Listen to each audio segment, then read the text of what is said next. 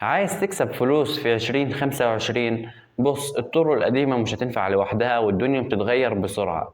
ففي الفيديو ده هقولك على 3 طرق مضمونة وتقدر تبدأ بيها من النهاردة، وهتحقق لك دخل كويس سواء معاك خبرة أو لسه بادئ. يلا بينا نبدأ على طول.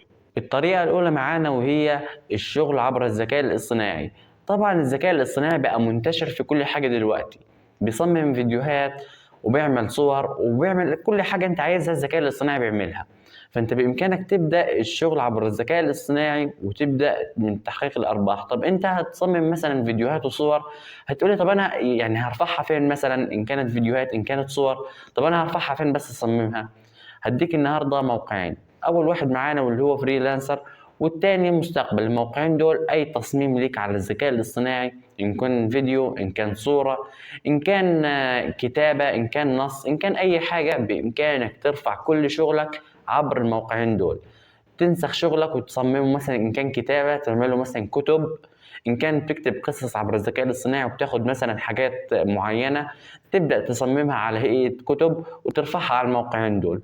ولازم يكون عندك في الموقعين دول سي في، علشان الناس لما تدخل ويشوف السي في بتاعك في الموقع يلاقوه مثلا مليان بالحاجات والكتب وكده، يبدأوا يطلبوك انت اول واحد، علشان مثلا انت ما تبقاش تعبان في الشغلانه ديت ومحدش يطلبك. لا، عايز الناس تطلبك عبر الموقعين دول. كل ما عليك انك تضع سي كويس في الموقعين دول، يكون السي في خاص بيك وتكون مرفق صور وحاجات في السي في، والصور بتكون من تصميمك انت. علشان انا شخص عايز مثلا اشتري منتج، ادخل على السي في بتاعك واشوف ان كان فعلا في تصاميم حلوه، ابدا اتواصل معاك ونتفق على السعر. هي دي كانت الطريقه الاولى. تاني طريقة معانا وهي التسويق بالعمولة. زمان علشان كنت تشتغل التسويق بالعمولة لازم يكون عندك خبرة كافية عن الحاجات ديت. أما دلوقتي مع تطور الذكاء الاصطناعي ومثلا شات جي بي تي جالنا طبعا وكل حاجة جات لنا، بإمكانك تدخل على منصة زي أمازون، تجيب من عليها منتجات مطلوبة، وأهم حاجة المنتجات دي تكون مطلوبة علشان تقدر مثلا تسوق لها وحاجات زي كده. وتقوم جاي داخل على شات جي بي تي، بتخليه يديلك مثلا ليها عنوان ويوصفها كويس وحاجات زي كده، وبعد ما يوصفها لك ويديك ليها عنوان، تقوم جاي رافعها على مواقع اللي احنا عارفينها مثلا او منصات التواصل الاجتماعي وتبدأ تبيعها. طبعا زمان علشان كنت مثلا تعمل تسويق بالعمولة لازم يكون انت خبير في الحاجة ديت ويكون عندك خبرة كافية علشان تقدر تشتغل الحاجة ديت. اما دلوقتي مفيش الكلام ده. دلوقتي انت كشخص عايز مثلا تسوق لمنتجك، تقوم جاي رايح لشخص تاني، والشخص ده يعتبر انه بالنسبة لك فاهم وعارف حاجات كتير. ممكن شخص يكون عادي ويشتغل لك بالتسويق بالعمولة ويجيب من وراها ملايين، وانا بعرف ناس كتير عملتها، وكل حاجة باستخدام التليفون، باستخدام الذكاء الاصطناعي وشات جي بي تي وحاجات بس كلها زي كده.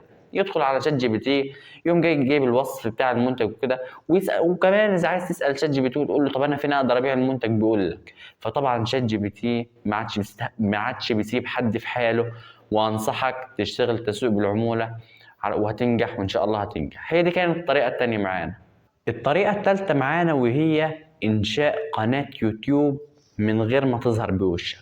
طبعا أنا لما قلت لك إنشاء قناة يوتيوب من غير ما تظهر بوشك، أكيد خطر في بالك محتوى طبخ ولا محتوى غير مثلا المحتوى اللي احنا مثلا جايين في جديد، أو محتوى كويس. لا، خطر في بالك محتوى يكون محتوى قديم خالص زي الطبخ وما تظهرش بوشك، وانت ذات نفسك مش عايز الطبخ. فأعمل إيه؟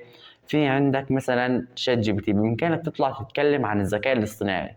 طبعا أنا النهاردة هديك فكرتين بقناتين بإمكانك أنت تطلع وتتكلم عنهم. طبعا المطلوب منك تظهر بصوتك، ودي حاجة أساسية، لأن أنت لو بتعمل محتوى صوري فيعني هيجيك حقوق طبع ونشر بالآخر، أو محتوى مخادع أو غيره. فنصيحة مني لازم تطلع بصوتك. دي أول حاجة معانا. تاني حاجة القناتين، أول واحدة منها وهي المراجعات التقنية.